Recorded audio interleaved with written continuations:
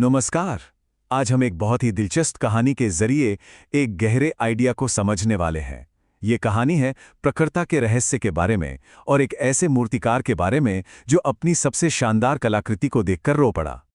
तो चलिए इसी सवाल से शुरू करते हैं। सुनने में थोड़ा अजीब लगता है ना, कि कोई चीज जो एकदम परफेक्ट हो वो भला दुख की वजह कैसे बन सकती है। पर यकीन मानिए, इसी अजीब से सवाल में एक बहुत बड़ा सबक छिपा है। तो हमारी कहानी का पहला हिस्सा है एक कलाकार का विरोधाभास। ये कहानी है एक बेहद काबिल मूर्तिकार की और उसकी एक ऐसी रचना की जो इतनी कमाल की थी कि लगभग जिंदा लगती थी। महीनों, शायद सालों की मेहनत के बाद उस मूर्तिकार ने एक ऐसी मूर्ति तैयार की जिसकी सुंदरता का कोई जवाब नहीं था। हर तरफ से, हर छोटे से छोटे डिटेल में वो मूर्ति एकदम परफेक्ट लग रही थी। ऐसा लग रहा था मानो कला अपने शिखर पर पहुंच गई हो। मूर्तिकार अपनी इस रचना को घंटों तक देखता रहा, उसे हर एंगल से परखता रहा। लेकिन फिर कुछ ऐसा हुआ जिसकी किसी को उम्मीद नहीं थी। उसकी आंखों में खुशी नहीं बल्कि आंसू आ गए। वो अपनी ही बनाई मूर्ति को देखकर फूट फूट कर रोने लगा। सब हैरान थे कि आखिर हुआ क्या। तो भाई, इस अजीब रिएक्शन की वजह क्या थी? मूर्तिकार के आंसू खुशी के तो बिल्कुल नहीं थे, बल्कि एक बहुत गहरी चिंता के थे। पर ऐसी क्या चिंता हो सकती है जो एक मास्टरपीस को देखकर पैदा हो जाए? चलिए समझते हैं। और यही है इस पूरी कहानी का दिल।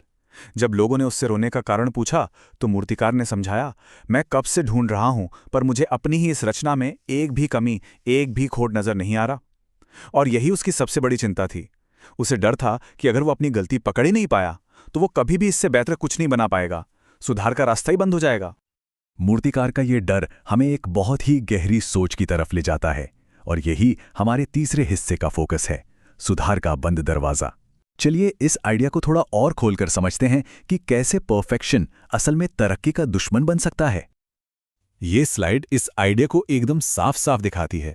देखिए, मूर्तिकार के लिए कोई गलती मिलना हार नहीं थी, बल्कि एक मौका था।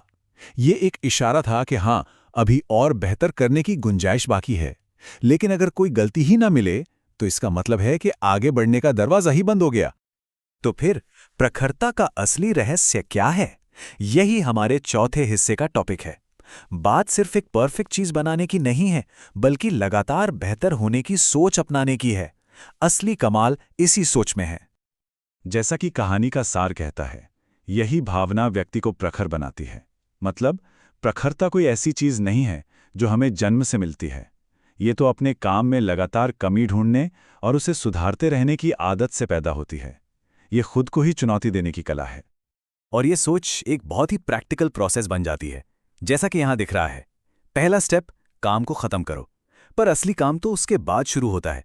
दूसरा स्टेप, काम पूरा करके संतुष्ट मत हो जाओ। और तीसरा स्टेप, बार बार देखो कहीं कोई गलती तो नहीं रह गई। ये कहानी हमें यही सिखाती है कि काम करके बस बैठ जाना या उसे भगवान भरोसे छोड़ देना, ये दोनों ही तरक्की के सबसे बड़े दुश्मन हैं। सच्ची मास्टरी तो तब आती है जब हम खुद अपने काम के सबसे बड़े आलोचक बनते हैं। ये सिर्फ एक पुरानी कहानी नहीं है, ये एक ऐसी सीख है जो आज भी उतनी ही जरूरी है, चाहे हम कोई भी काम कर रहे हों। और यही हमें हमारे आखिरी हिस्से की ओर ले जाता है, आज के जीवन में सबक। जरा सोचिए, अपने अपने फील्ड में जो लोग टॉप पर होते हैं वो अपनी गलतियों को ढूंढने में माहिर होते हैं। एक साइंटिस्ट, एक स्टूडेंट, एक इंजीनियर या एक एथलीट, वो सब जानते हैं कि हर गलती असल में सुधार का एक नया दरवाजा खोलती है। यही सोच उन्हें बाकियों से अलग बनाती है। तो अगर इस पूरी चर्चा से सिर्फ एक बात याद रखनी हो तो वो ये है, जो लोग बेहतरीन काम करते हैं वे असल में परफेक्शन की नहीं बल्कि इम्परफेक्शन की तलाश में होते हैं। वो कमियां ढूंढते हैं ताकि उन्हें सुधार सकें और खुद को पहले से बेहतर बना सकें। और मैं आपको इसी सवाल के साथ छोड़ना चाहूंगा। अगली बार जब अपने काम में कोई कमी या गलती मिले तो निराश मत होइएगा। क्या पता वही गलती आपकी तरक्की का अगला दरवाजा खोलने वाली चाबी हो।